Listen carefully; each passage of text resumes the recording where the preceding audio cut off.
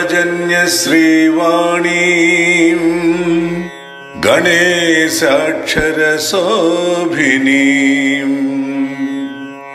चतुर्वेदमयीं वन्दे वेद विज्ञान वेदिका वेद विज्ञान वेदिका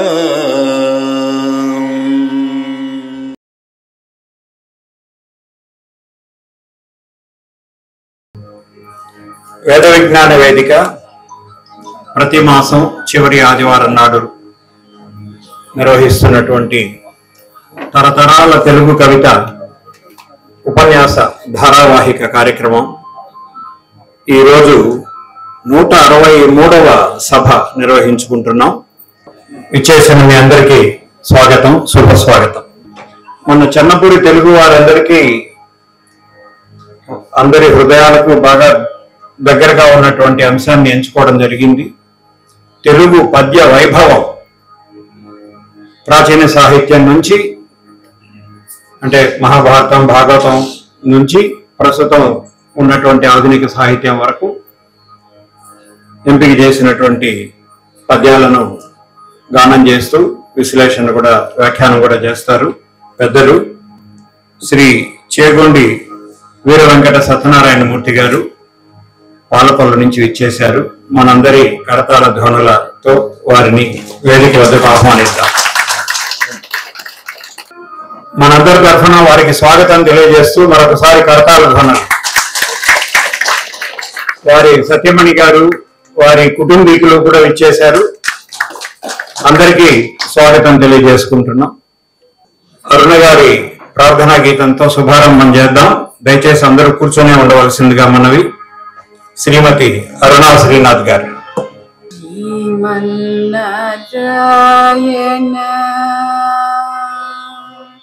శ్రీమన్నారాయణ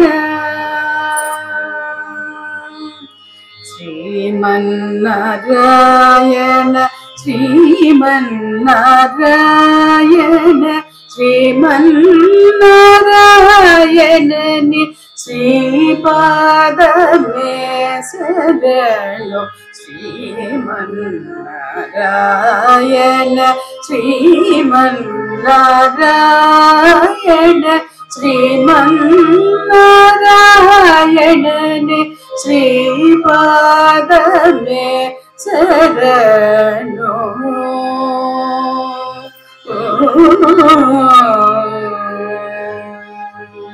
కమల సతీ ముఖ కమల కమలహిత కమల ప్రియ కమలేక్షణ కమల సతీ ముఖ కమల కమలహిత కమల ప్రియ కమలేక్షణ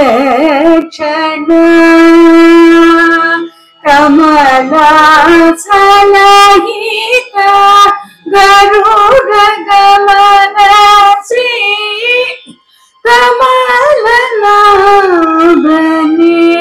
పద కమలమే శరణు. శ్రీమన్నారాయణ శ్రీమన్నారాయణ శ్రీమన్నారాయణని శ్రీపాదమే శరణు. పరమయోగి జన భగతేయ శ్రీ పరమ పురుష పరాత్పర పరమయోగి జన భగతేయ శ్రీ పరమ పురుష పరాత్పర పరమాత్మ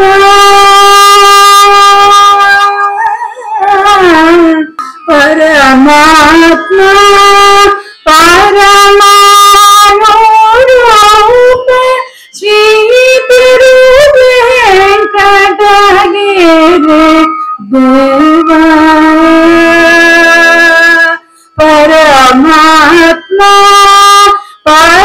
మానూరూప శ్రీ తిరువేంకటగిరి దేవ శరణు శ్రీమన్నారాయణ శ్రీమన్నారాయణ శ్రీమన్నారాయణని శ్రీపాదమే శరణు.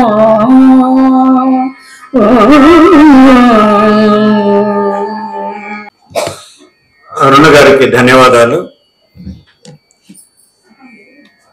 ఈరోజు తెలుగు పద్య వైభవం పద్యగాన సహిత సాహితీ ప్రసంగంతో పాటు వారి ఉపన్యాసం ప్రారంభించడానికి ముందుగా వారిని అధ్యక్షుల వారు యథాప్రకారం పరిచయం గావించి తర్వాత వారికి పండిత సత్కారం చేసుకున్న తర్వాత సభకు నమస్కారం. తెలుగు తల్లికి నా నమస్సుమాంజలి. శ్రీ చేగుండ వీర వెంకట సత్యనారాయణ మూర్తి గారి పరిచయం. ఆంధ్రప్రదేశ్ రాష్ట్రంలోని పశ్చిమ గోదావరి జిల్లాలో వశిష్ఠ గోదావరి తీర గ్రామం దొడ్డిపట్లలో శ్రీమతి అనంతమణి శ్రీ వెంకట రామదాసు నాయుడు గారి దంపతులకు జన్మించారు. విశాఖపట్నం ఆంధ్ర విశ్వవిద్యాలయం నుండి అప్లైడ్ ఎకనామిక్స్ లో ఎంఏ స్నాతకోత్తర పట్టాన్ని సాధించారు. కేవీఎం ఛాంబర్స్ జూనియర్ కళాశాలలో జూనియర్ లెక్చరర్ గా బాధ్యతలను స్వీకరించి తదుపరి వైస్ ప్రిన్సిపల్ గాను ఆ పిమ్మట ప్రిన్సిపల్ గాను పదోన్నతను పొంది మొత్తం 35 సంవత్సరాల పదవి బాధ్యతలు నిర్వహించారు ఒకే సంస్థలో. ఈ కళాశాలలో ఉద్యోగిగా చేరి ఆ సంస్థ యొక్క స్థాయిని ప్రతిష్టను పెంపొందించడానికి అత్యంత కీలకమైన పాత్రను పోషించి ఆ తరువాత ప్రిన్సిపల్ గా 14 సంవత్సరాలు విద్యా ప్రమాణాలు భౌతిక సదుపాయాల అభివృద్ధి కోసం ప్రశంసార్హమైన కృషి చేశారు. పిదప నర్సాపురంలోని శ్రీ వైఎం కళాశాలలో అకాడమిక్ కోఆర్డినేటర్ గా 2 సంవత్సరాలు పనిచేశారు. మధురమైన పద్యగానంలో విశేష ప్రజ్ఞ కలిగిన వీరు ఆంధ్ర సంస్కృతి వైభవం అనే పేరుతో స్వయంగా పద్యగానం వ్యాఖ్యానం చేసి రూపొందించినటువంటి ఆడియో సిడి 2013లో అమెరికాలోని డల్లాస్ నగరంలో జరిగిన తానా మహాసభల్లో విడుదల చేయబడింది. అంతేకాకుండా దేశ విదేశాల్లో పద్యగాన ప్రదర్శనలు శతాధికంగా ఇవ్వడం జరిగింది. చైతన్య సమాఖ్య అనే పేరుతో సాంస్కృతిక సామాజిక సేవా సంస్థను వారి స్వగ్రామం కేంద్రంగా స్థాపించి అనేక కార్యక్రమాల నిర్వహణలో తమ వంతు పాత్రను సమర్థవంతంగా పోషిస్తూ ఉన్నారు. పాలకొల్లులో స్పిక్నిక్ అనే అఖిల భారత స్థాయి శాస్త్రీయ సంగీత నృత్య సాంస్కృతిక సేవా సంస్థ శాఖను నెలకొల్పి ఉన్నత శ్రేణి కళాకారుల ప్రదర్శన చేయడానికి తన వంతు కృషి ఎంతగానో చేస్తూనే ఉన్నాను. శ్రీ కళాధరి నటధామం అనే నాటక సమాజాన్ని స్థాపించి ఔత్సాహిక కళాకారులను కూడా బాగా ప్రోత్సహిస్తున్నారు. స్వగ్రామంలో సాంత్వన అనే సంస్థను స్థాపించడమే కాకుండా ఉచిత వైద్య రక్తదాన శిబిరాలను నిర్వహిస్తూ ఉన్నారు. తన కుమారుడు ప్రఖ్యాత చలనచిత్ర గేయ రచయిత శ్రీ అనంత శ్రీరామ్తో కలిసి మార్జిన్ అనే సంస్థను నెలకొల్పి తన గ్రామంలో పారిశుద్ధ కార్యక్రమాలకు ప్రణాళికను సిద్ధం చేస్తున్నారు. సామాజిక స్పృహ, శ్రావ్యమైన స్వరం, మధురమైన గాత్రం, కమనీయమైన వ్యాఖ్యానం, గణనీయమైన భాషా పాటవం, ఆకర్షణీయమైన అభినయం, అన్నింటినీ మించి ఆకట్టుకునే సౌజన్యం, అలరించే వాక్చాతుర్యం ఇవి వీరి ప్రత్యేకతలు. ఆధ్యాత్మిక ధార్మిక ప్రవచనాలతోనూ వ్యక్తిత్వ వికాస ప్రసంగాలతోనూ విజ్ఞానదాయక వ్యాసరచనలతోనూ వ్యాఖ్యాన ప్రక్రియలతోనూ తనదైన ప్రత్యేక శైలిని ఏర్పరచుకుని ప్రజాదరణ పొందిన బహుముఖ ప్రజ్ఞాశాలి వీరు. ఇక వీరిని వరించిన పురస్కారాలు అనేకం. మచ్చుకకు, తాడేపల్లిగూడెం, సిరిమువ మరియు ఒంగోలు కళామిత్ర మండలి సంస్థల వారిచే జీవన సాఫల్య పురస్కారం, పాలకొల్లు శ్రీ లక్ష్మీ గణపతి నవరాత్రి మహోత్సవాల కమిటీ వారిచే నటగాన ప్రవీణ బిరుదును పొందారు. ఈనాడు మన బోధ విజ్ఞాన వేదిక తరతరాల తెలుగు కవిత ఉపన్యాస ధారావాహికలో 163వ ప్రసంగంగా తెలుగు పద్య వైభవం అనే అంశంపై ప్రసంగించబోయే మధుర గాయకుడు, గొప్ప వ్యాఖ్యాత, నటుడు, రచయిత, గణనీయమైన భాషా ప్రావీణ్యంతో అందరినీ అలరించే మంచి వక్తే శ్రీ చేగుండి వీర వెంకట సత్యనారాయణ మూర్తి గారిని ఈ సభకు సగర్వంగా పరిచయం చేస్తున్నారు.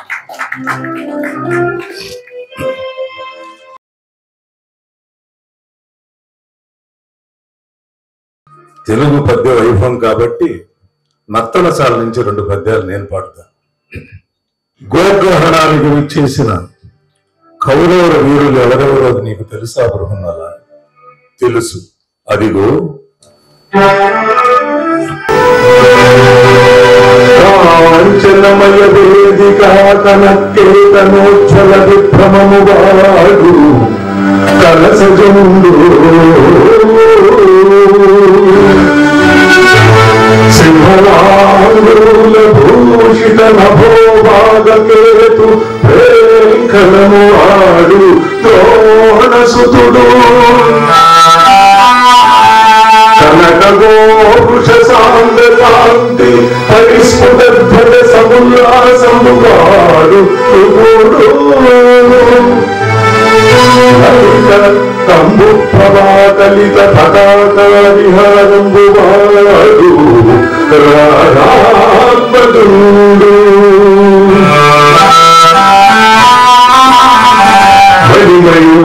రుచిజాలమహితమైన పడగవాడు కురుక్షితిపతి మహోగ్రశిఖర ఘనతాళ తరువు శిరము కాడు సురనది సూడు ఏ పడదూచుకును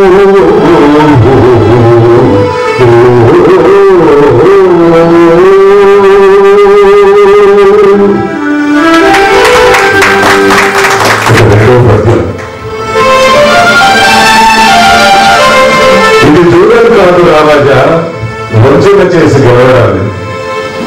వికలాక్షుని జయించిన కిరీటితో యుద్ధం.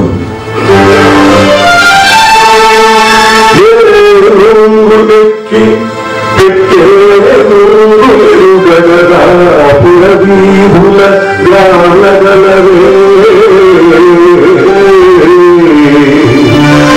మణివనంబైన భూషణ జాలముల నొప్పి యుద్ధోలగమునరుండగలవే కర్పూర చందన కస్తూరి కాదుల ఇంపు సంపార భోగింపగలవే అతి మనోహరలగు చతురాంగనలతోడి సంగతి రేఖలు సలుపగలవే కయ్యమున నోడిపోయిన కౌరవేంద్ర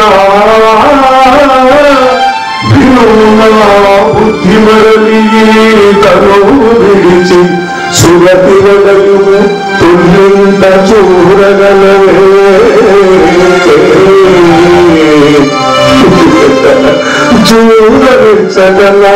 చూడవించగలాడంగరాదు సొమ్ము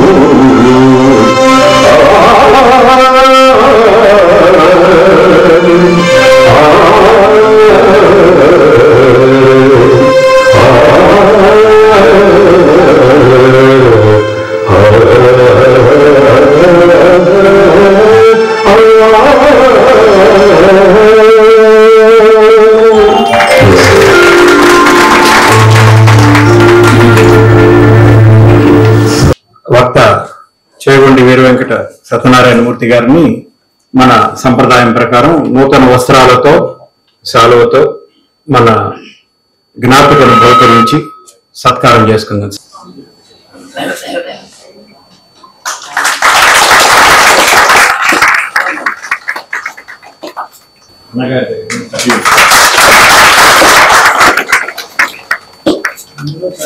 మిత్రులు నెల్లూట్ల శ్రీనివాసులు గారు రచించిన తలపుల పొద్ద పుస్తకం గురించి జేకే రెడ్డి గారు 2 మాటలు చెప్పి దాన్ని ఆవిష్కరిస్తారు. సభకు మరొకసారి నమస్కారం. సప్తపదుల కవితా సంపుటి తలపుల పొంత రచయిత శ్రీ నెల్లూట్ల శ్రీనివాసులు గారు. వరంగల్ ఆర్ఏసీ నుంచి మెటలర్జీలో బీటెక్ చేసి రూర్కెలా స్టీల్ ప్లాంట్ సెయిల్లో డిప్యూటీ జనరల్ మేనేజర్ గా రిటైర్ అయ్యారు. అది వృత్తి అయితే వీరి ప్రవృత్తి మాత్రం కథలు, కథానికలు, వ్యాసాలు రాయడం, చిత్రలేఖనం చేయడం, ఆకాశవాణిలో ప్రసంగాలు చెప్పడం. వీరు రచించి ముద్రించిన పుస్తకాలు ఇంతకు ముందే మనిషి, లోహాలు, సంక్షేప రామాయణం 2. ఇక సప్తపదుల కవతులు అంటే ఏంటి? 3 వరుసలు ఉంటాయి. ఇందులో 7 పదాలు ఉంటాయి. మొదటి 2 వరుసల్లో ఒక్కొక్క పదం, 3వ వరుసలో 5 పదాలు ఉంటాయి. మొదటి 2 వరుసల్లోని 2 పదాలు, 3వ వరుసలోని చివరి పదం అంత్యప్రాసలు కలిగి ఉండాలి. మొదటి పదంలో ప్రాసాక్షరాలు ఏ గురు లఘువుల పొందికలో ఉంటాయో, మరి 2వ వరుసలోని పదం, 3వ వరుసలోని చివరి 7వ పదం కూడా అదే ప్రాసాక్షరాలు అదే గురు లఘువులతోటి పొందికలో ఉండాలి. మరొక ప్రత్యేకత ఏమిటంటే సప్తపదిలో ఒకసారి వచ్చిన పదం మళ్ళీ రాకూడదు. ఉదాహరణకు వీరి కవిత నుంచే సప్తపదులు అన్నారు కాబట్టి 7 సప్తపదులు ఎన్నుకున్నాను. ఈడు జోడు జీవితంలో భార్యాభర్తల కష్ట సుఖాల్లో ఒకరికొకరు తోడు. అది అంత్యప్రాస. ఊరు పేరు ఏమైనా గతించిన వారు తిరిగి రారు. మమకారము, సంస్కారము ప్రేముల చోట ప్రతీకార వాంఛకు ఉండదు ఆస్కారం. హలము, పొలము అన్నదాత అరమరికలు లేక దున్నితేనే దక్కు ఫలము. వచనం, ప్రవచనం కార్యసిద్ధికి కావాలి మనకు పెద్దల ఆశీర్వచనం. మెచ్చుకోవడం, నేర్చుకోవడం విడనాడాలి మన సామర్థ్యాన్ని ఇతరులతో పోల్చుకోవటం.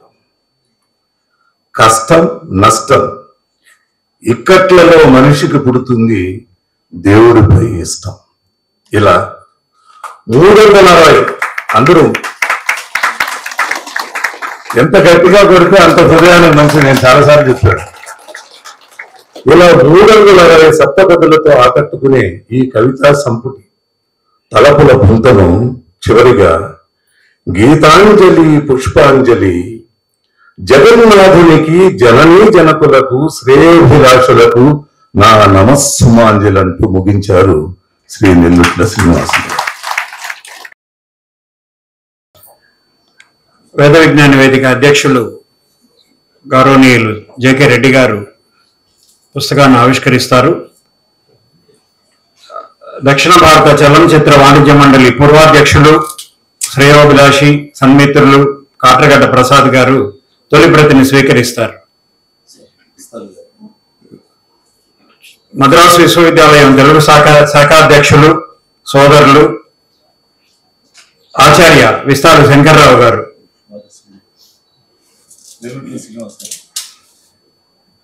రండమ్మ. నెల్లూట్ల లీల గారు దయచేసి రండి. గొల్లపల్లి ఇజ్రాయిల్ గారు మీరు ఒక ప్రతిని స్వీకరిద్దారు, రండి దయచేసి రండి. వస్తారా?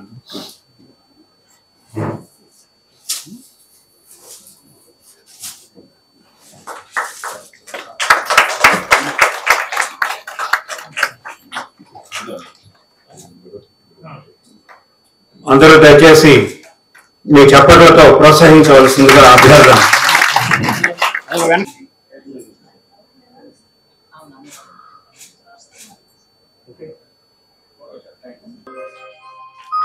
ఆదరముప్ప మృక్కిడుదు అద్రిసుతా హృదయానురాగ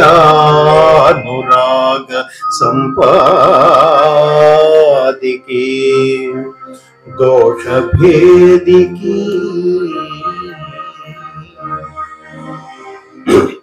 ఆదరముప్ప మృక్కిడుదు అద్రిసుతా హృదయానురాగ సంపాదికి దోషభేదికి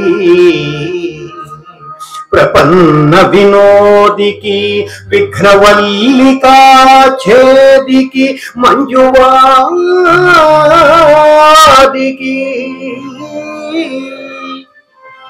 అశేష జగజ్జననంద వేదికి మోదక ఖాదికిన్ సమదమూషిక సాదికి సుప్రసాదికి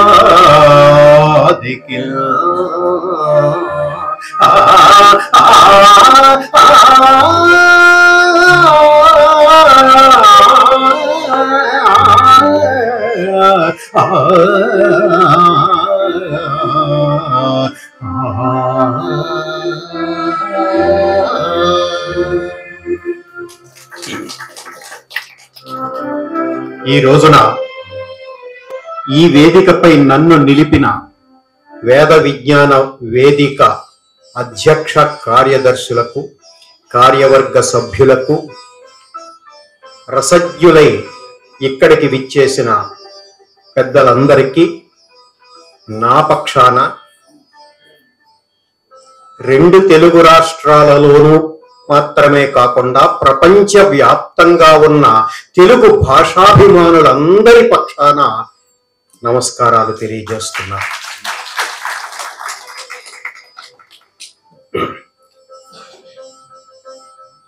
శ్రామికుడికి పని చెయ్యకుండానే వేతనం ఇచ్చేసినట్లుగా నేనేమీ చెయ్యకుండానే సత్కారం చేసిన వేద విజ్ఞాన వేదిక పెద్దలకు ముందుగా కృతజ్ఞతాపూర్వకమైనటువంటి నమస్కారాలు తెలియజేస్తున్నాను. తీరా అది ఇచ్చేసిన తర్వాత పారిపోను అనే నమ్మకంతో ఆ పని చేశారు అని భావిస్తున్నా. ఇక ఈరోజు మనం మాట్లాడుకోవలసినటువంటి అంశం తెలుగు పద్య వైభవం.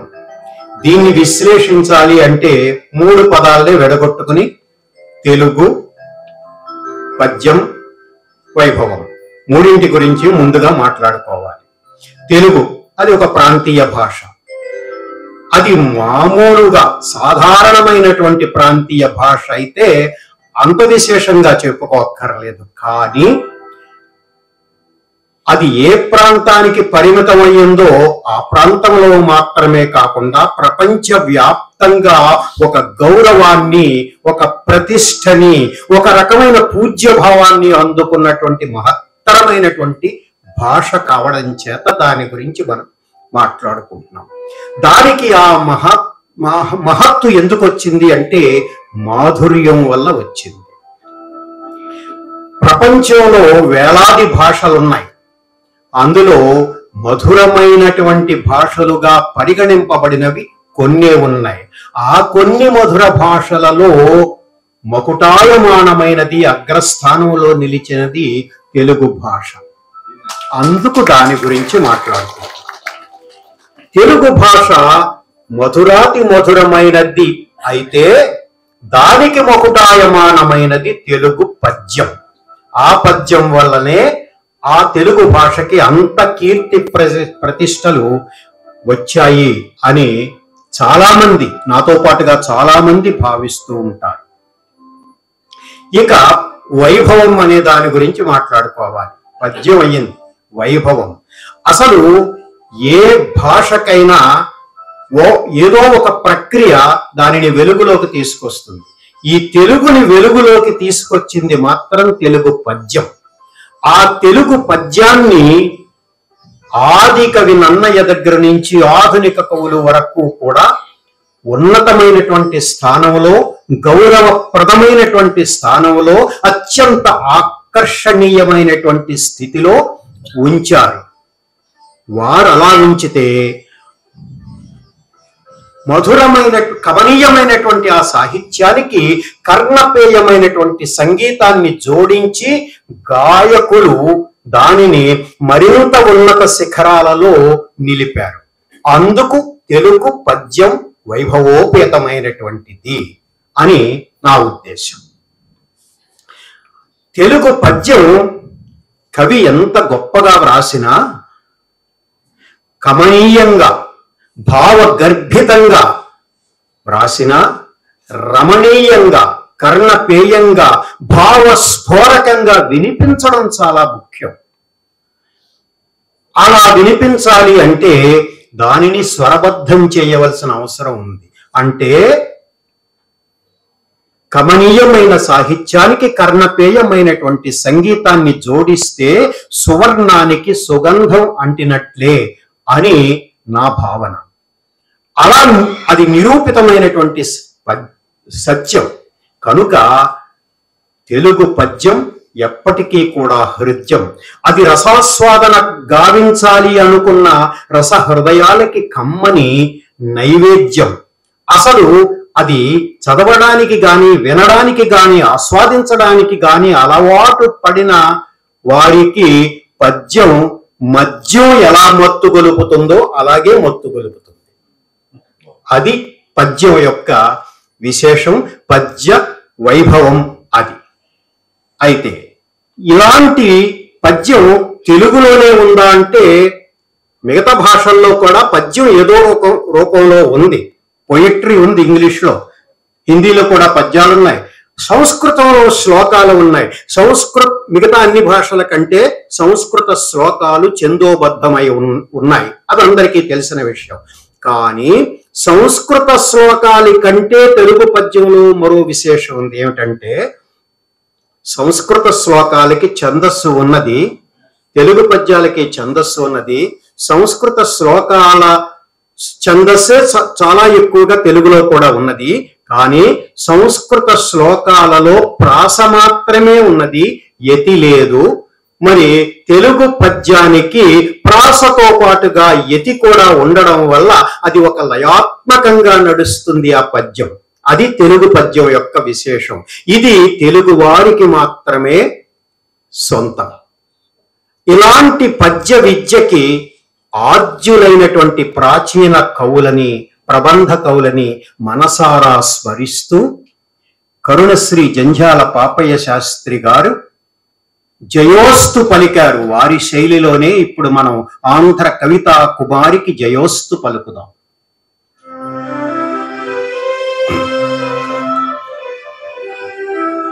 రాన్ మహేంద్ర కవీంద్రు రత్నాల మేడలో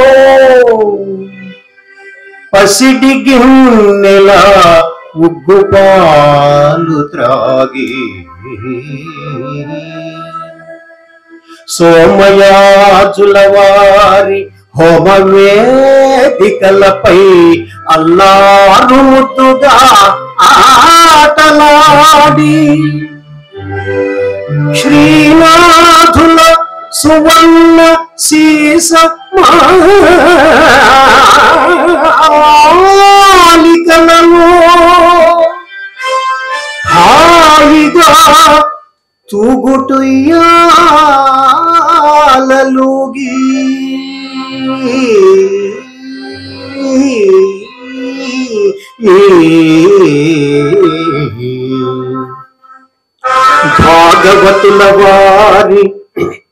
భాగవతుల వారి పంచపాళీలలో మెత్తని శయలనొత్తిగి విజయ విద్యానగర రాజవీధులందు దిగ్గజముల మీదనే తిరిగి తిరిగి కంచు జయభేరి దశలమ్రోగించుకున్న ఆంధ్ర కవితా కుమారి, ఆంధ్ర కవితా కుమారి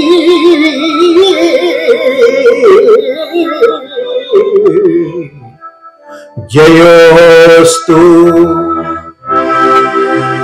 జయోస్తు జయోస్తు.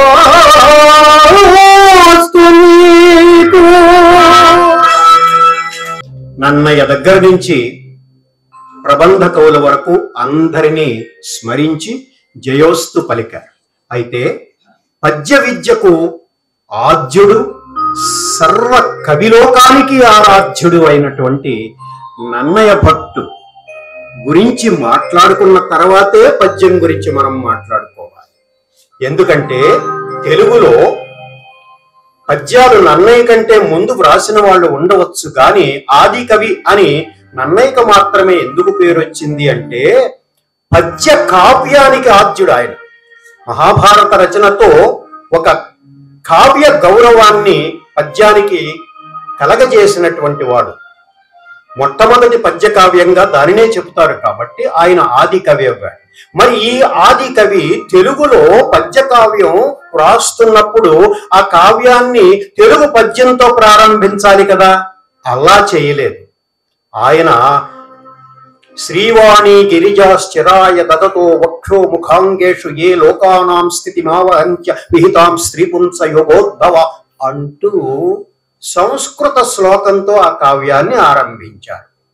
ఎందుకు అలా ఆరంభించారు అంటే జనని సంస్కృతంబు ఎల్ల భాషలకు అని అన్నట్టుగా అసలు అన్ని భాషలకి మాతృక తల్లి వంటిది సంస్కృతమే కాబట్టి మన తమిళమైనా, కన్నడమైనా, తెలుగైనా, హిందీ అయినా, గుజరాతీ అయినా, పంజాబీ అయినా, బెంగాలీ అయినా, ఒరియా అయినా ఏ భాష అయినా సంస్కృతంలోంచి పుట్టిన భాషే కాబట్టి మాతృవందనం చెయ్యాలి అనే ఉద్దేశంతో, తల్లిని గౌరవించాలి అనే ఒక పూజ్య భావంతో సంస్కృతం శ్లోకంతోనే దైవ ప్రార్థన చేసి ఆయన తన కావ్యానికి శ్రీకారం చుట్టాడు నన్నయ భట్.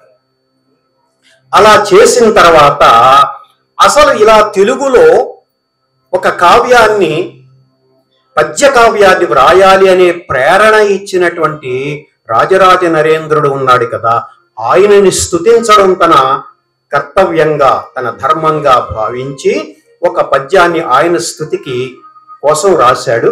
అది తెలుగులో మొట్టమొదటి పద్యంగా పరిగణింపబడుతుంది కాబట్టి ఆ పద్యాన్ని వినిపించడం నా ధర్మం.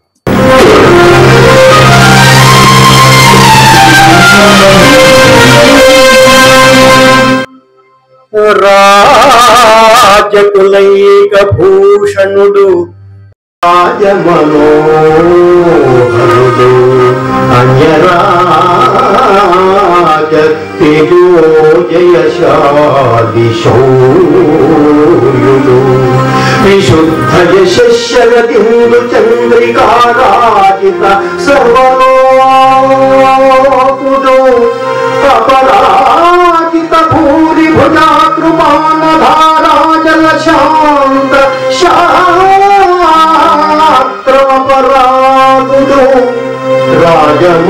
రాజమహేంద్రుడు ఉన్నతి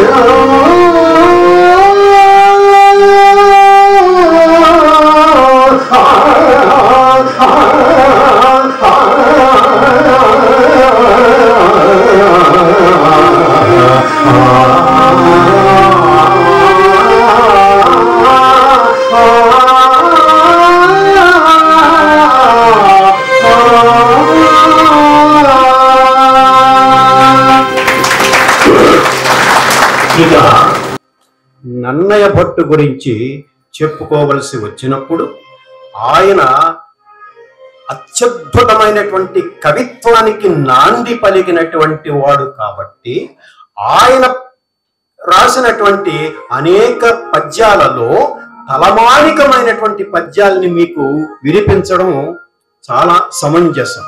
అందులో ఆంధ్ర మహాభారతంలో ఆది పర్వంలో ఒక సన్నివేశం.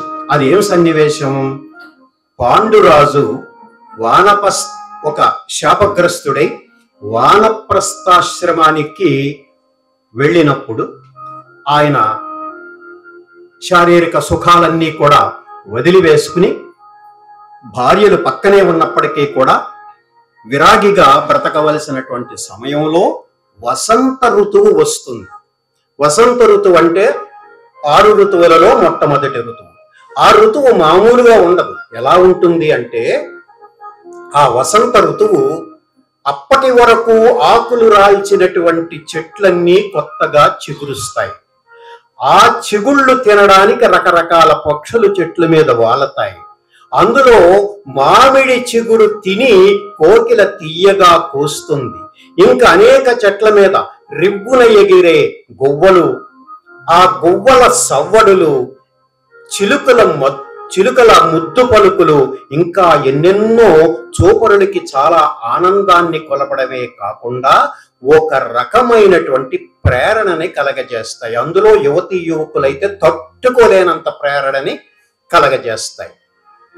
అలాంటి ప్రేరణని ఎదురుగా ఉన్న తన రెండవ భార్య మాద్రిని చూసిన తరువాత పాండురాజు పొందుతాడు. పొంది తన నియమాన్ని మర్చిపోతాడు.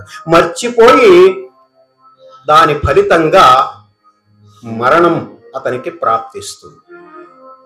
అంత అనర్థానికి దారితీసింది ఆ వసంత ఋతువు యొక్క ఆ వాతావరణ ప్రభావం. దానిని ఎంత గొప్పగా వర్ణించాలో అంత గొప్పగా వర్ణించడం కోసం ఒక అరుదైనటువంటి లయగ్రాహి అనే వృత్తాన్ని తీసుకుని 2 లయగ్రాహి వృత్తాల్లో ఆ వసంత ఋతువు యొక్క ఆహ్లాదకరమైన వాతావరణ స్థితిని వర్ణించాడు నన్నయ్య భట్. అది మీరు వినండి.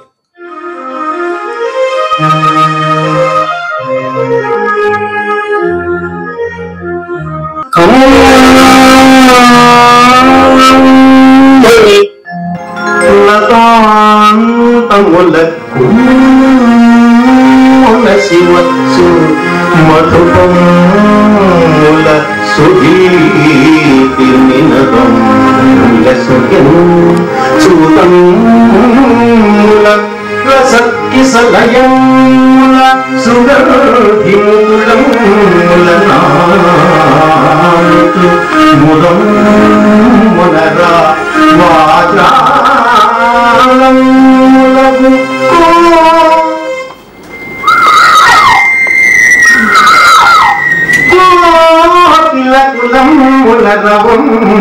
మధురం మగుచువించే అనిశము సుమనోభారముల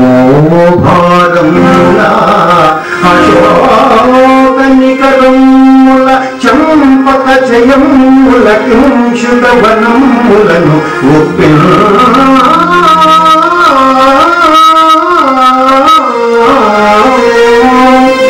చందన లతలందు అమృతములందు కదలీవనములందు లవలీమాకందతరు షణ్ములయందు అనిమీలదరవింద సరసీ వనములందు వనరాజీ కందలిత పుష్పమకరుంద రసము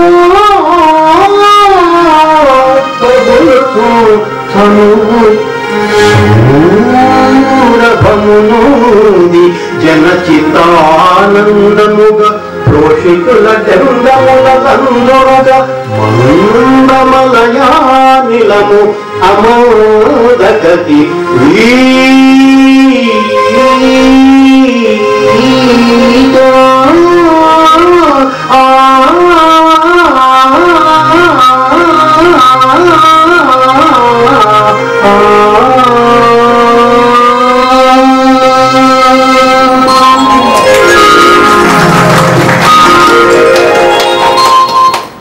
మొదట్లో నేను ఒక్క మాట చెప్పడం మర్చిపోయాను, మన్నించండి. ఇప్పుడు చెప్తున్నాను. ఇది 163వ ప్రసంగం అన్నారు. ఇంతకు ముందు 162 మంది సాహితీ దిగ్గంతుల ప్రసంగాలు మీరు విని ఉంటారు. దీనికి కూడా సాహితీ ప్రసంగం అని పేరు పెట్టారు. కానీ నా వరకు నేను చెప్పాలి అంటే నేను సాహిత్యంలో అంత గొప్ప అవగాహన ఉన్న పండితుణ్ణి కాదు. అలాగని సంగీతంలో గొప్ప నేర్పరిని కూడా కాదు. మరి ఎందుకు వచ్చావు అని అడగొచ్చు మీరు. ఎందుకు వచ్చాను అంటే ఆ సంగీతంలో సాహిత్యంలో కొంత, సంగీతంలో ఉండేది కొత్త, ఈ రెండింటిని ఒక నిష్పత్తిలో కలిపి మీకేదైనా రుచికరంగా ఉండేటట్లుగా అందిద్దాము అనేటువంటి సదుద్దేశంతోనే వచ్చారు, దురుద్దేశంతో మాత్రం రాలేదు. కాబట్టి మీరు ఇది మన్నించాలి. నన్ను ఒక సాహితీవేత్తగా కాకుండా కేవలం ఒక గాయకుడుగా మాత్రమే పరిగణనలోకి తీసుకోండి అని సవినయంగా విజ్ఞప్తి చేస్తున్నాను. ముందే చెప్పాలి ఈ మాట, ఇప్పుడు చెప్పాను. ఇక కవిత్రయంలో మనం మొదటి ఆయన గురించి మాట్లాడుకున్నాం. రెండవ ఆయన గురించి తిక్కన ఆయన నన్నయ్య భట్టు వ్రాస్తూ వదిలేసినటువంటి అరణ్య పర్వంని అలా వదిలేసి విరాట పర్వం దగ్గర నుంచి ఇంకా మిగతా 18వ పర్వం వరకు మిగతా 15 పర్వాలు ఆంధ్రీకరించి అసలు కవిత్వం ఎలా ఉండాలి అన్న ఒక గొప్ప మార్గనిర్దేశనం చేసినటువంటి మహాకవి ఆయన. ఆ కవిత్వంలో అన్నిటి గురించి మనం చెప్పుకోలేము, కానీ ఒక ఆణిముత్యం లాంటి ఒక పద్యాన్ని మాత్రమే వినిపిస్తాను. అది ఏంటంటే, ఇప్పుడు మనం వ్యక్తిత్వ వికాసం అంటున్నామే, దానికి ఎంతో బాగా ఉపయోగపడుతుంది ఈ పద్యం. వినండి.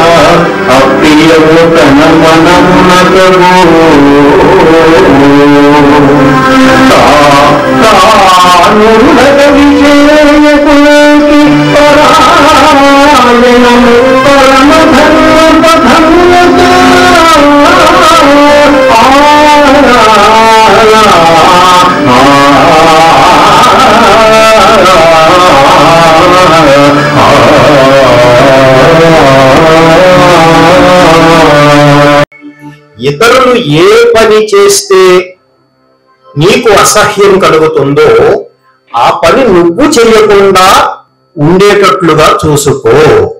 మనం ఇతరులు ఏ పనులు మనం ఒక వెహికల్ పార్కింగ్ చేయడానికి వెళ్ళాం అనుకోండి, అడ్డదిడ్డలుగా ఒకతను పార్కింగ్ చేసి వెళ్ళిపోయాడు అనుకోండి, చాలా చిరాకు వస్తుంది మనకి. కానీ మనం పార్కింగ్ చేసేటప్పుడు అలా ఇతరులకి ఇన్కన్వీనియంట్ గా ఉండేటట్టుగా చెయ్యాలి కదా. అలా ఉదాహరణకు చెప్పాను. అలా ఎన్నో పనులు మనకి అవతల వాళ్ళు చేస్తున్నప్పుడు అసహ్యం కలుగుతుంది, అవే పనులు మనం చెయ్యకుండా చూసుకోవాల్సిన బాధ్యత మన మీద ఉంది. అంతకంటే పరమధర్మం ఇంకోటి ఉండదు. అంటే ధర్మాల్లోకెల్లా అది అత్యుత్తమమైనటువంటి ధర్మం, అది పాటిస్తే గొప్ప వ్యక్తిగా తయారవుతాడు అన్నది తిక్కన గారి సందేశం. ఇక మూడవ కవి దగ్గరికి వెళ్ళిపోదాం. ఆయన ఎవరు? ఎర్రాప్రగడ. ఆయన అరణ్య పర్వంలో మిగతా భాగాన్ని పూర్తి చేసి ఆంధ్ర జాతికి ఆంధ్ర మహాభారతం సమగ్రంగా అందేటట్టుగా చేసినటువంటి పుణ్యమూర్తి.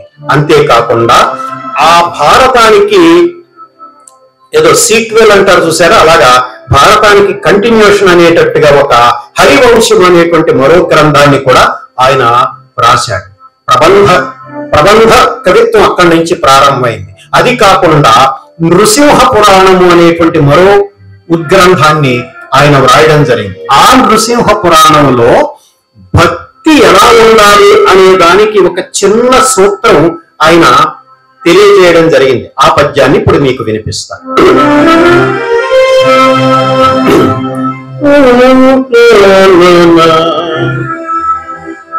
విన్నాలి భవన్ మహత్వము, వింటుంటేనే అర్థమవుతుంది మీకు. విన్నాలి భవన్ మహత్వము భవద్విజ్ఞాన సగోష్ఠియందునందాలు భవత్పదాంగురుః సేవోత్సాహ సంపన్నులం కన్నాజాలు భవత్సమర్చిత జగత్కళ్యాణాలు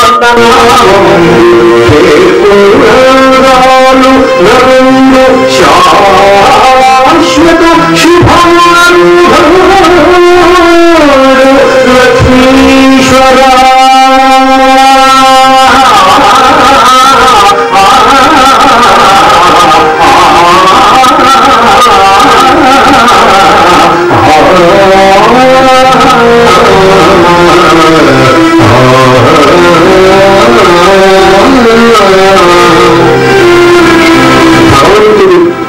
భగవంతుడి యొక్క మహత్యాన్ని గురించి వింటే చాలు, విన్నంజాలు భవన్ మహత్వము. భవత్ పదాంగురుహ సేవోత్సాహ సంపన్నుల నీ పాద పద్మాలని సేవించిన వారిని లేదా సేవించిన అనుభూతి పొందిన వారిని కళ్ళారా చూస్తే చాలు. నీ గురించినటువంటి ఒక గోష్ఠి, చర్చా గోష్ఠి ఏదైనా జరుగుతుంటే అక్కడ కాసేపు కూర్చుంటే చాలు. లోకాలకి శుభాన్ని కలగజేసే నీ నామాన్ని నోరారా పలికితే చాలు. ఈ నాలుగింట్లో ఏ ఒక్కటి చేసినా చాలు, శాశ్వతమైనటువంటి శుభాలని పొందే, అంటే శాశ్వత శుభం అంటే ముక్తిని పొందేటువంటి అవకాశం వస్తుంది. అంటే దానికోసం యజ్ఞాలు చేయలేకపోతున్నాను, యాగాలు చేయలేకపోతున్నాను, హోమాలు చేయలేకపోతున్నాను, సరి అయినటువంటి పూజా విధానం కూడా తెలుసుకోలేకపోయానని బాధపడక్కర్లేదు. ఈ నాలుగింట్లో ఏదో ఒకటి చేస్తే చాలు, దైవానుగ్రహం పొందుతావు, ముక్తికి అర్హుడవుతావు అని గొప్ప సందేశం భక్తులకి ఇచ్చాడు ఎర్రాపరగడ. దాని తర్వాత మనం శ్రీనాథుడిలోకి వెళ్తే ఒక్కొక్క కవికి ఒక్కొక్క పద్యం మాత్రమే మనం చెప్పుకోగలుగుతున్నాం. మరి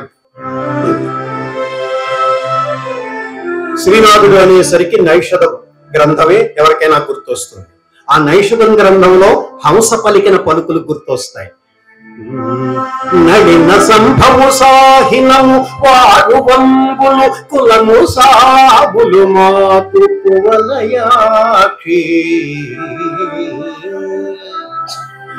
చదలేటి బంగారు జలర్హంబుల తూండ్లు భోజనంబులు మాకు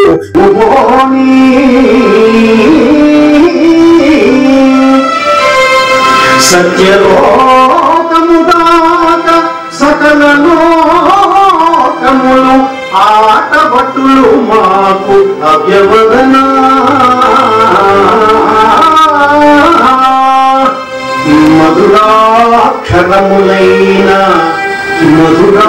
మధురాక్షరములైన మా మాటలు వినంగా అమృతాంధశయోగ్యులను పక్వాంగి భారతీదేవి ముంజేటి పలుకు చిలుక సమద గజయానా సబ్రహ్మచారి మాకు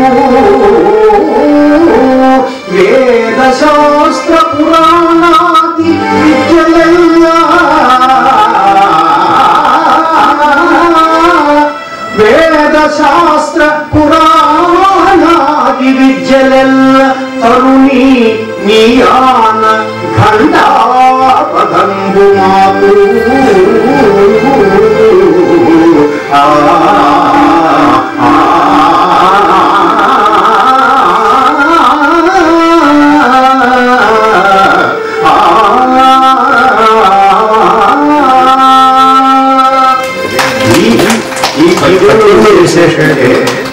హంస మాట్లాడుతూ ఎంత లౌక్యంగా అవతల వ్యక్తిని లోబరుచుకోవాలో అంత లౌక్యాన్ని ప్రదర్శిస్తూ ఓ పక్క అనుపమాంగి లతాంగి అంటూ ఆ అమ్మాయిని దమయంతిని పొగుడుతుంది, ఇంకో పక్క తన గొప్పతనాన్ని తను చెప్పుకుంటుంది.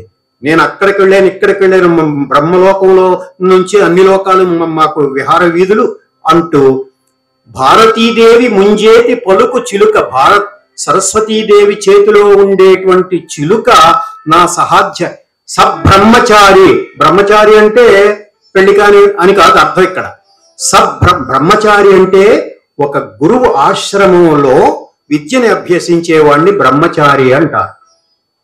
సబ్రహ్మచారి అంటే తనతో పాటుగా బ్రహ్మచారి, తనతో పాటుగా చదువుని నేర్చుకునేటువంటి సహాధ్యాయి అని దాని అర్థం.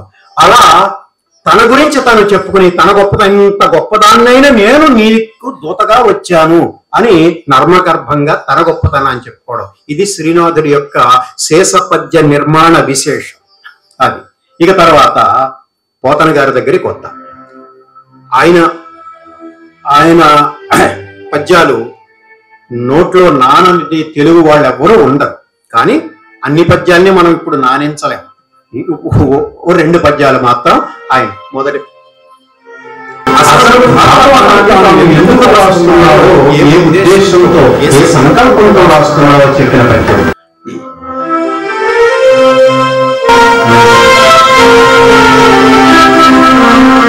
శ్రీకైవల్య పథంబు చేరుటకునై చింతించెదా లోకరక్షైకారంభకు భక్త పాలన కళా సంరంభకు దానవోద్రేక స్తంభకు కేళిలోల విలసదృజాల సంభూత నానాకన్యాత భవాండ కుంభకు మహానందాంగన బింభకు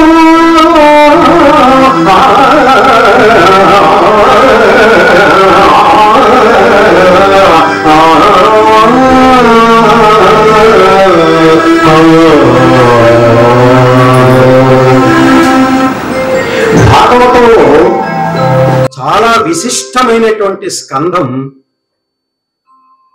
శ్రీకృష్ణుని లీలల గురించి విశ్లేషించేటువంటి దశమ స్కంధం. ఆ స్కంధం యొక్క గొప్పతనాన్ని గురించి ఆయన ఒక పద్యం చెప్పాడు.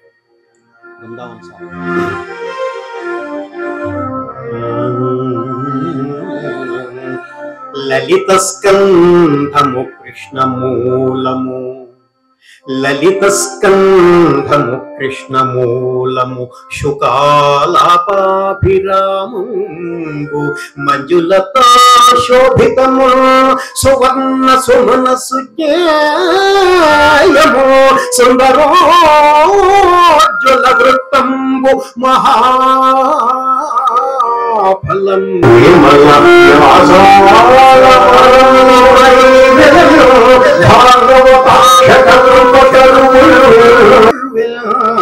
సద్విజ శ్రేయమై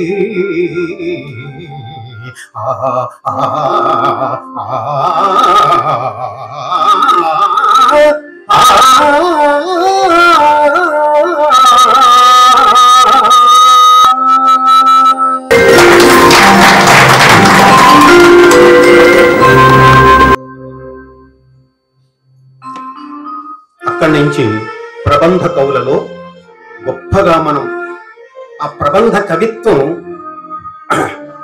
బాగా వెలుగు చూసింది శ్రీకృష్ణదేవరాయలి వారి ఆస్థానంలో ఉన్నటువంటి అష్టదిగ్గజ కవుల వల్ల. అందులో మరి పెద్దవాడు కాబట్టి పెద్దన గారి ఒక పద్యాన్ని మాత్రం మనం ఈ పద్యం చాలా చమత్కారంతో కూడి అవటానికి విఘ్నేశ్వరుని ప్రార్థించేది, కానీ ఇందులో ఒక చమత్కారం మీరే గమనించండి. అంకము చేరి శైలతనయాస్తన దుగ్ధమునాను వేళ బాల్యాంక విజేష్ట తోడమున వల్లిత కబళింపబోయి ఆవంక కుచంబుగానక అహివల్లభ హారముగాంచి వేమృణాళాంకుర శంకరడు గజాస్యుని గుర్తు అభీష్ట సిద్ధికి అభీష్ట సిద్ధికి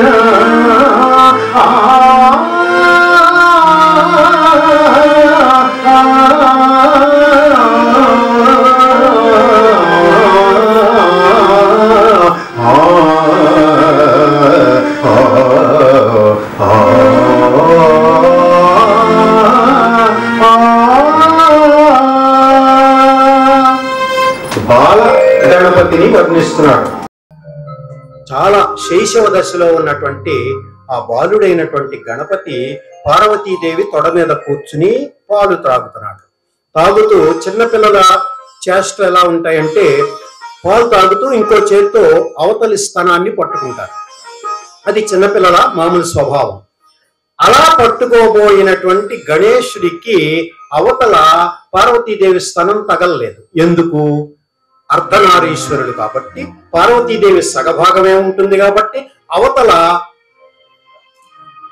ఇంకో వైపున ఆయనకి స్తనం తగలకుండా ఏమి స్పృశించే ఏమి పట్టుకున్నాడు? ఆ పరమేశ్వరుడు ఉన్నాడు అవతల.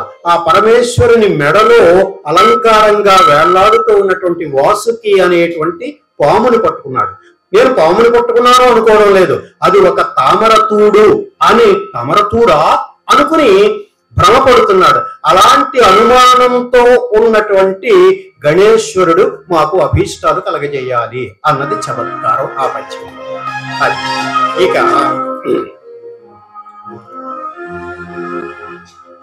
అష్టదిగ్గజాల గురించి చెప్పుకునేటప్పుడు తప్పనిసరిగా మనం భట్టుమూర్తి రామరాజభూషణుడి గురించి చెప్పుకోవాలి. ఆయన వసు చరిత్రలో ఎన్నో విన్యాసాలు చేశాడు. అందులో చాలా ఉన్నప్పటికీ కూడా ఇందాక మనం వసంత ఋతువుని వర్ణిస్తూ నన్నయ్య గారు చెప్పినటువంటి 2 పద్యాల్ని మనం విన్నాం. ఆ 2 పద్యాల స్ఫూర్తితోనేమో ఈయన కూడా వసంత ఋతువుని, వసంత మాసంలో ఒక రోజు ఇలా ఉంది అని చెప్పడానికి ఒక శేష పద్యాన్ని రాశాడు ఆయన. ఆ పద్యాన్ని, అది చాలా ప్రసిద్ధమైనది, సాహితీ ప్రియులందరికీ కూడా చాలా ప్రీతి గొలిపేటువంటి పద్యం కాబట్టి మీకు కూడా నచ్చుతుంది అనే ఉద్దేశంతో దాన్ని మీకు వినిపించబోతున్నాను.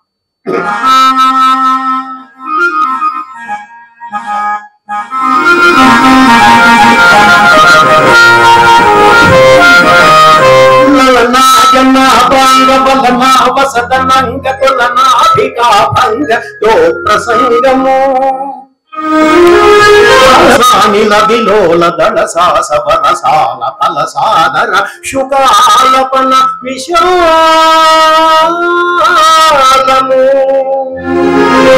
అలినీ గరుదని కమలినీ గరుదని కమలినీ కృతధుని కమలినీ సుఖిత కోట కులవధూతము అతికాంత సలతాంతలతికాంత గణితాంతవతికాంతరణ సుతను కాంతము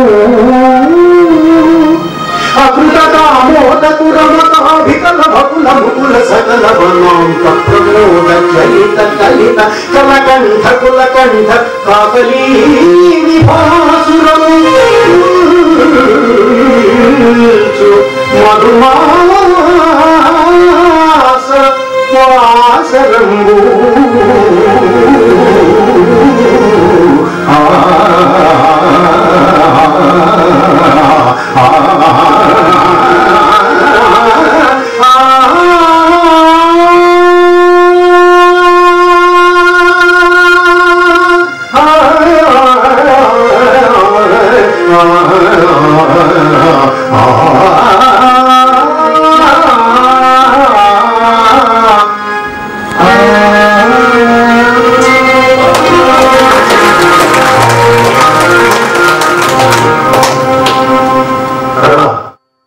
సాహిత్యాన్ని సుసంపన్నం చేసిన వారు శతక కవులు.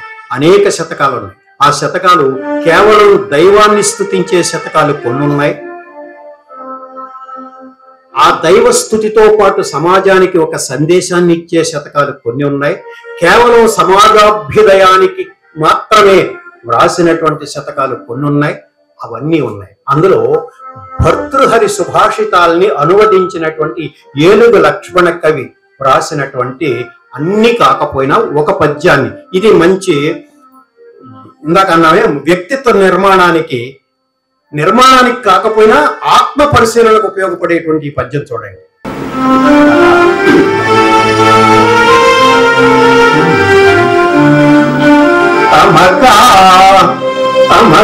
తమకాయంబు పరిచ్ఛజించియు పరార్థ ప్రాపకులు సజ్జనో తమకార్యంబు ఘటించుచు పరహితార్థ వ్యాపృతులు మధ్యమే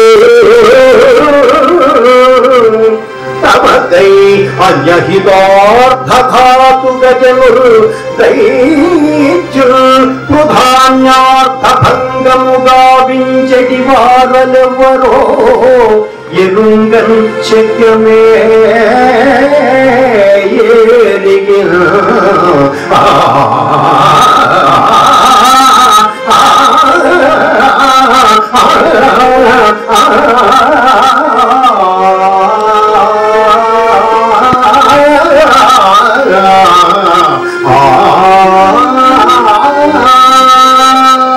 మనుషుల్లో 4 వర్గాలు ఉంటాయని కేటగరైజ్ చేశారు ఆయన ఆ కవి.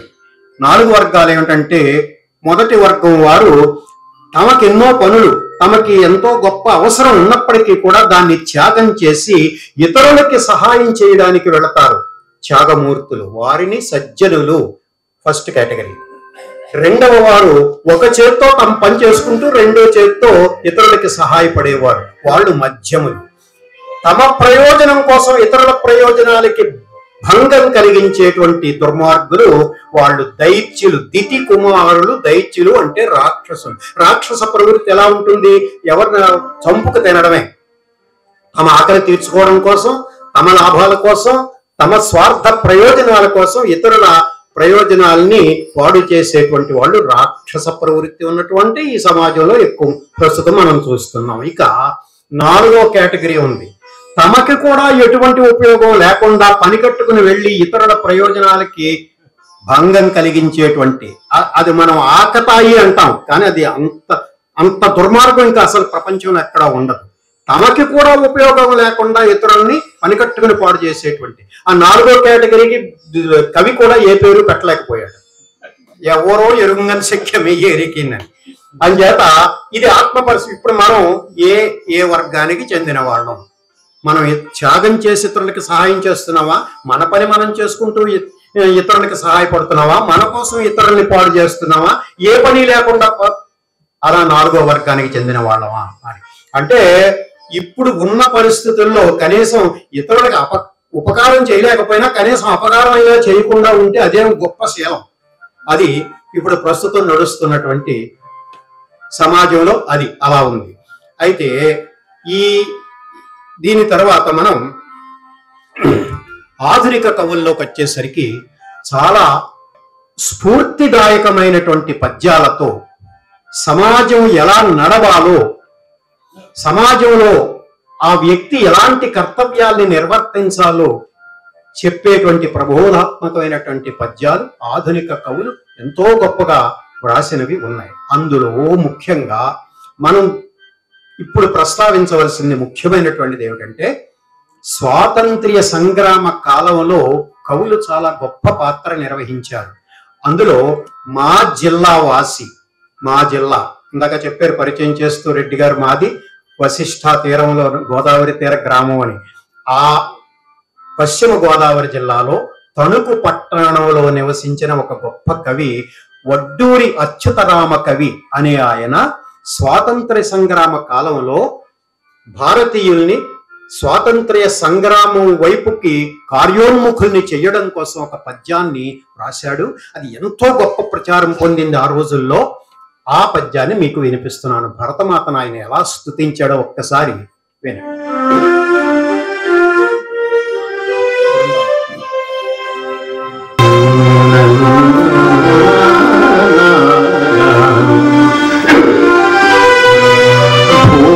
సస్య ఫల ప్రపూర్ణ సంపూర్ణ సౌభాగ్య భాగ్యోపేత భరత మాతా భరతాది సుగుణ సంభరిత పాలిత నిత్య ఫలిత పుణ్యవ్రాత భరత మాతా హతపాతక వ్రాత నృతలోక సంఘాత బహువిధాఖ్యాత భరత మాతా పూర్వ సంచిత భాగ్య భోగ్య సంధాత దుర్భర దుఃఖనాశ శ్రీ భరత మాతా మహిత విష్ణుపతి భూత మా భరత మాత వర మహావి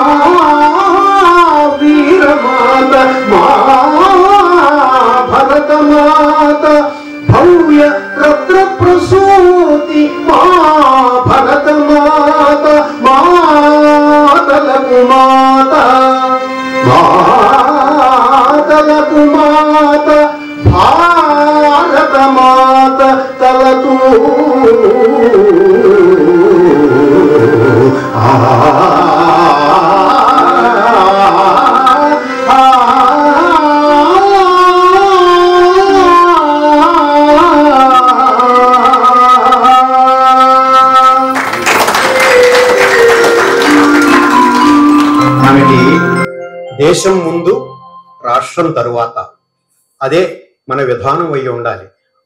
దేశాన్ని గౌరవిస్తూనే మన ప్రాంతాన్ని మనం గౌరవించుకోవాలి అనే ఉద్దేశంతో గుర్రం జాషువా గారు ఒక పద్యాన్ని రాశారు. చూడండి కాపీలో. బహుదేశములను పేర్వడసిన మేసము దీటు భరత ఖండంబున పాఠశాల, స్తనయుగమున గాన సాహిత్యములు గల్గు భాషావధూటి నా పంతులమ్మ.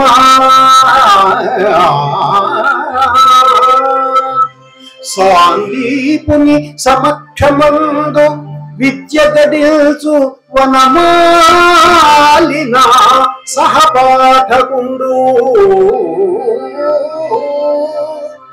భక్తి వైరాగ్య భావముల తావలమైన భాగవతంబున బాల శిక్ష. కనుకము ధరించి మోహనాక్షరములయ ప్రతిఫలించడున మహోన్నత విభూతి. వాసికోదును దశ దిశా ఫలక పంక్తి గడనకెక్కిన ఆంధ్రపుత్రుడను నేను, గడనకెక్కిన ఆంధ్రపుత్రుడను నేను.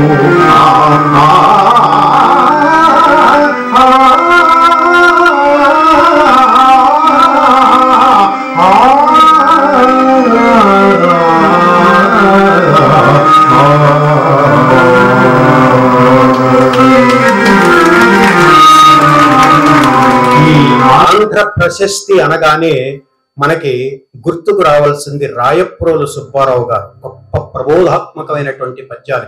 ఏ దేశమేగినా ఎందు కాలడినా అని రాశారే. ఆయన చక్కగా ఒక మొకటం పెట్టారు. ఆ మొకటంలో మనకి ఏమనిపిస్తుందంటే, మనం ఎవరైనా చిన్న చిన్న చిల్లర పనులు చేస్తుంటే ఆ పిల్లల్ని మందలించడానికి, పిల్లలే కాదు కొంచెం వయసు వచ్చిన కుర్రవాళ్ళైనా యువకులైనా సరే, వాళ్ళు ఏమైనా కాని పనులు చేస్తున్నప్పుడు, నీ వంశం ఎటువంటిదిరా, మీ తాతగారు ఎంత గొప్ప కీర్తి సంపాదించారు, మీ నాన్నగారు ఎంత మంచి పనులు చేశారు, ఊళ్ళో ఎంత గౌరవం పొందారు, ఏంటి నువ్వేంటిలాగా అని తిట్టడం సహజం కదా. అలా ఆ పద్ధతిలో ఇప్పుడున్నటువంటి తెలుగు తమ్ముళ్ళని, తెలుగు చెల్లాయల్ని శుతిమెత్తగా మందలిస్తూ గొప్ప సందేశాన్ని ఆయన అందించారు. ఈ రెండు పద్యాలు ఆయన వినిపిస్తారు.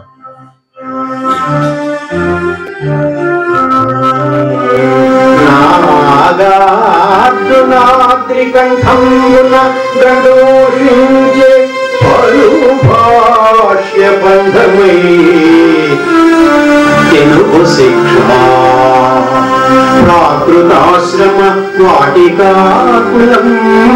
నాటి తీయమామిడియందు తెలుగు కవిత బౌద్ధ ధర్మ రహస్య భావముల్ పరమ తాత్విక దృష్టి విడదీసే తెలుగు ప్రతిభా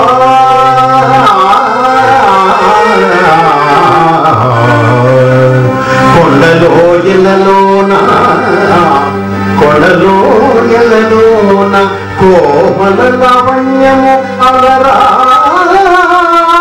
చిత్రించే తెలుగు కుంచే గంగతల నుండి కావేరి కాళ్ళదాత వెలిగే దిమోహనముగా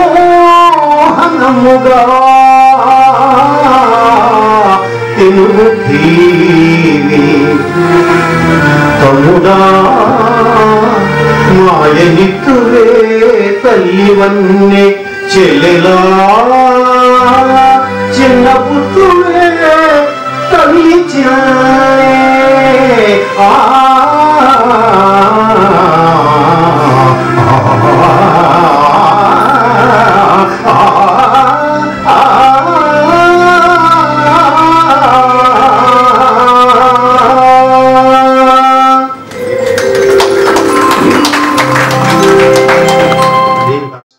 తెలుగు దేశంలో ఒక జాడ్యం ఉంది. ఏమిటంటే, ఎప్పుడైనా ఏ రాజకీయ నాయకుడికైనా పదవి పోతే, లేకపోతే పదవి నాకు ఇంకొంచెం పెద్ద పదవి కావాలి అని అనుకుంటే ప్రాంతీయ తత్వం వస్తుంది. అదొక ఉద్యమంగా లేపుతాడు. ఆ ఉద్యమం ద్వారా నాయకుడు అవి ఏదో అవ్వాలని అలాంటి ప్రయత్నాలు ఎక్కువగా జరుగుతూ ఉంటాయి. దానివల్ల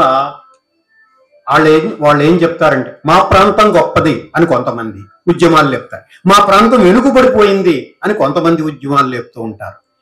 ఇలా సుభిక్షంగా సువిశాలంగా ఎంతో గొప్ప కీర్తి ప్రతిష్టల్ని పొందుతూ వెలుగుతూ ఉన్నటువంటి ఈ దేశాన్ని, ఈ తెలుగు దేశాన్ని విడగొట్టొద్దురా నాయనా అంటూ సమైక్యంగా ఉండండి అంటూ రాయప్రోలు సుబ్బారావు గారు ఏ ప్రాంతము వెనుకబడి లేదు, ఏ ప్రాంతము మహా గొప్పగాను లేదు, అన్ని ప్రాంతాలు దేని గొప్పతనం దానికి ఉన్నాయి సుమా అని చెప్తూ ఈ పద్యాన్ని ఈ పద్యం నేను ఎక్కడైనా వినిపిస్తూ ఉంటే తమాషా ఏమిటంటే, ఇప్పుడు ఇక్కడ చెన్నై నగరంలో వివిధ తెలుగు ప్రాంతాల నుంచి వచ్చిన తెలుగు సోదరులు సోదరీమణులు ఉన్నారు. ఇక జరిగేది ఏమిటంటే, ఈ పద్యంలో ప్రతి పాదంలోనూ ఒక్కో ప్రాంతం యొక్క ప్రస్తావన ఉంటుంది. ఆ ప్రాంతం యొక్క ప్రస్తావన వచ్చినప్పుడు ఆ ప్రాంతానికి చెందినటువంటి వాళ్ళు స్పందిస్తూ ఉంటారు. మరి మీరు స్పందిస్తారో లేదో నేను చూడాలి. ఇప్పుడు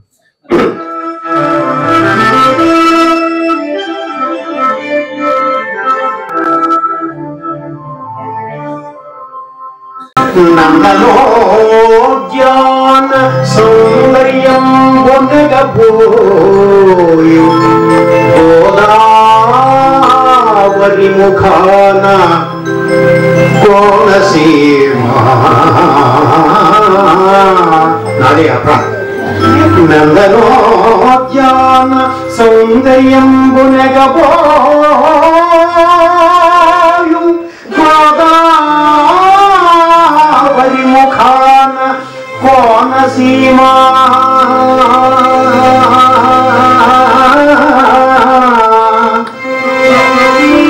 సుఫల సంవత్సస్య సురభియై నిరయు కృష్ణారసస్యామ గుంటూరు సీమ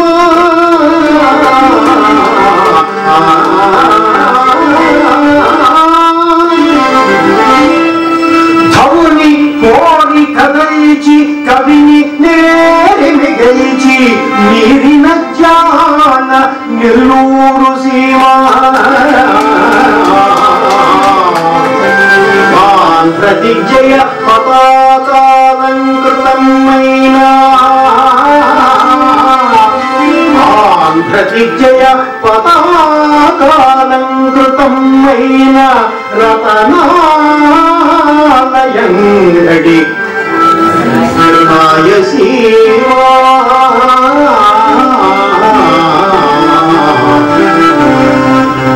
నేల నాలుగు చెరగుల నిక్కుదేలే, నేల నాలుగు చెరగుల నిక్కుదేలే రాణ సూర్యానవై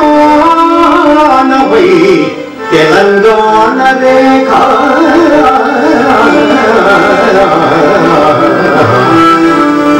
తమ్ముడా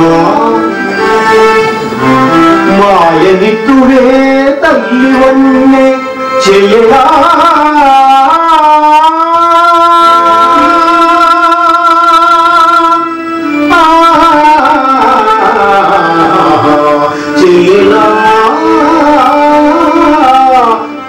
చిన్న పుత్రుడే తల్లి చిన్ని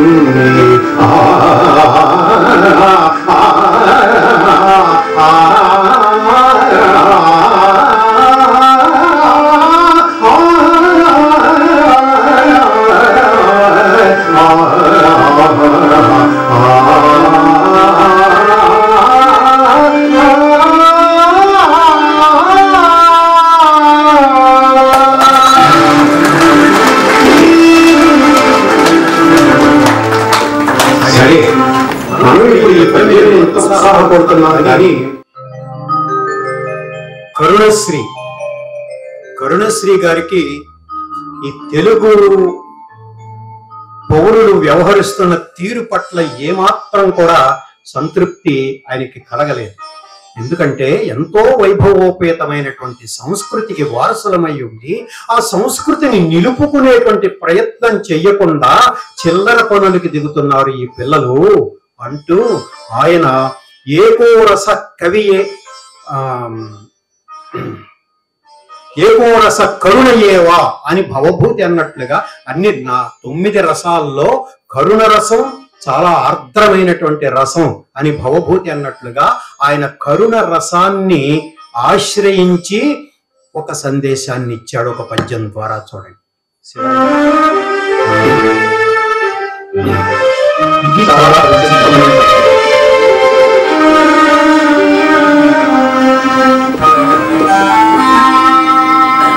కనిపింపదే కాకతీయ రాజ్య సామ్రాజ్య జాతీయ జయపతాక వినిపింపదే నేడు విద్యానగర రాజసభలోని విజయభూమ్రోరా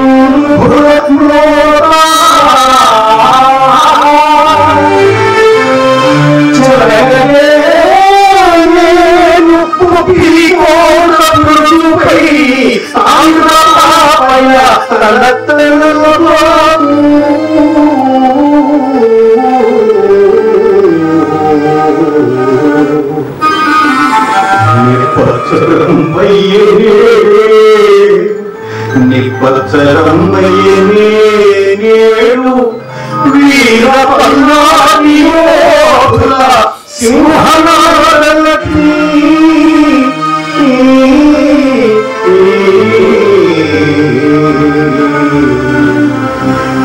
చెక్కు చెరని ఏనాడు మొక్కలోని చెక్కు చెరని ఏనాడు మొక్కలోని ఆంధ్ర పౌరుషము ఈ పూలు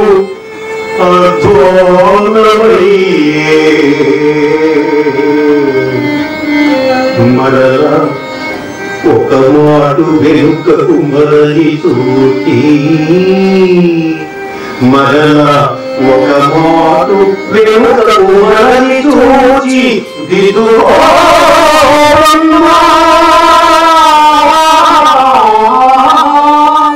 దిదుకో బిడ్డల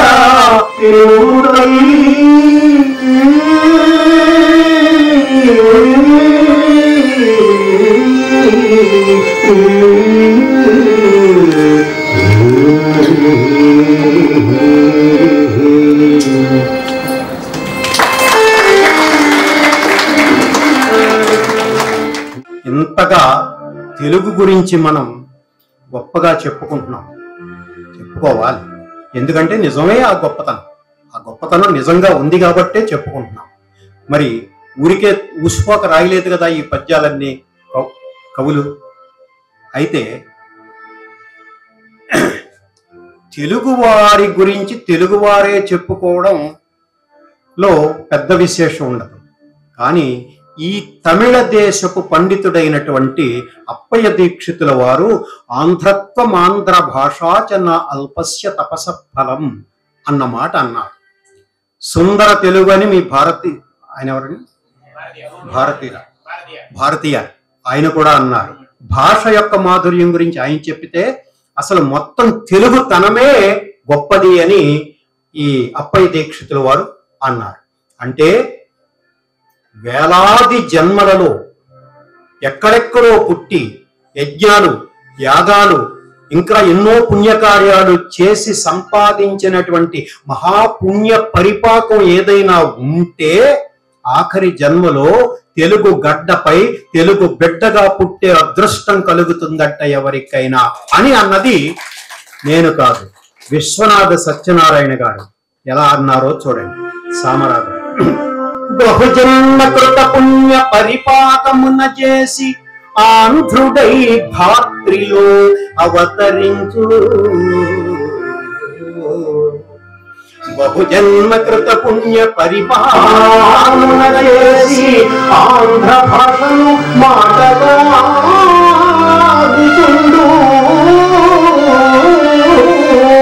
బహుజన్మ కృత పుణ్య పరిపాకమున చేసి ఆంధ్రత్వం విద్యనెరు. బహుజన్మ కృత పుణ్య పరిపాకమున చేసి ఆంధ్రీ మహామూర్తి నైత్యమందు భక్తి నడుమంతరపు సిరి పుట్టినట్టి భక్తి నడుమంతరపు సిరి పుట్టినట్టి బాసలంగని మది భ్రాంతి పడకు మోయి ఆంధ్రుడా ఆంధ్రుడా ఆంధ్రుడైనంత ఆత్మతత్వమఖిలము ఎరుంగుటయన్నది అని తెలియను.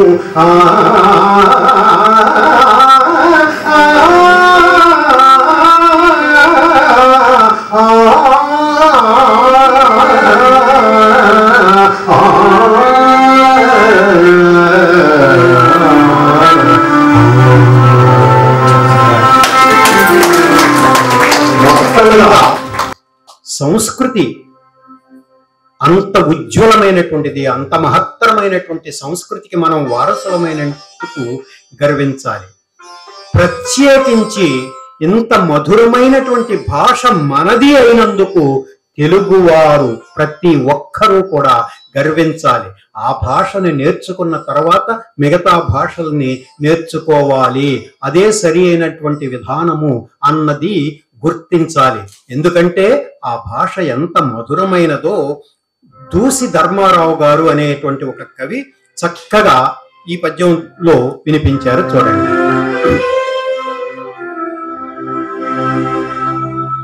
తెలుగు భాష ఎలా ఉంటుంది? మల్లెలు పూసినట్లు ఇవన్నీ ఆహ్లాదంగా ఉండేవి. మల్లెలు పూసినట్లు ఎలమావుల కోయిల పూసినట్లు ఉత్ఫుల్ల సరోజ సౌధముల తుమ్మెద రాగము తీసినట్లు జాబిల్లి దిశాంచలాల తెలివెన్నెల రాసులు పోసినట్లు చల్లని భాష నా తెలుగు, చల్లని భాష నా తెలుగు, సామ్యము లేదు ప్రపంచ భాషలా.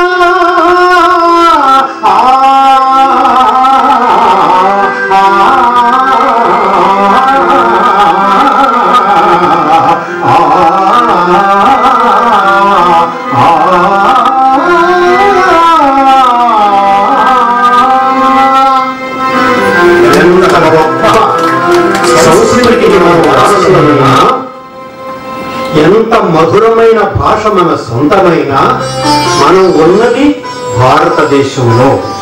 మొట్టమొదట మనం నమస్కరించవలసింది భారతమాతకి, ఆ తరువాతే తెలుగు తల్లికి.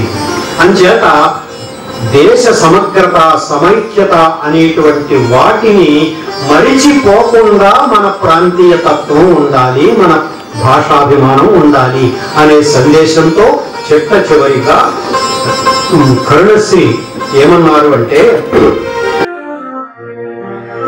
తెలుగు జనయిత్రి, తెలుగు జనయిత్రి దోయిలించినది నీకు భారత సవిత్రి.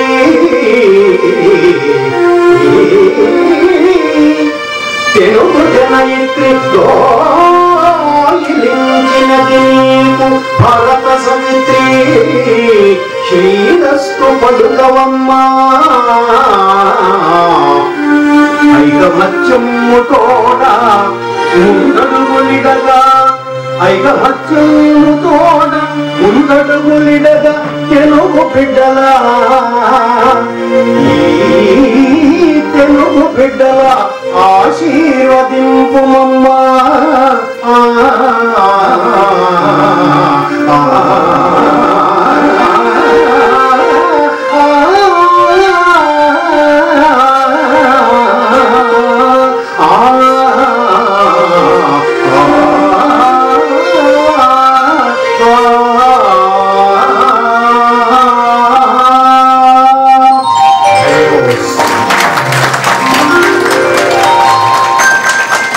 ఇంత సాహిత్య అభినవేశం కానీ సంగీత ప్రావీణ్యం కానీ లేకపోయినప్పటికీ ఇంతమంది మీరు ఇంతసేపు నన్ను భరించినందుకు, నన్ను ఇక్కడ నిలిపినందుకు శతధ సహస్రద మీ అందరికీ మనఃపూర్వకమైనటువంటి కృతజ్ఞతాంజలులు సవినయంగా సమర్పించుకుంటూ మీ ముందు సెలవు తీసుకుంటాం.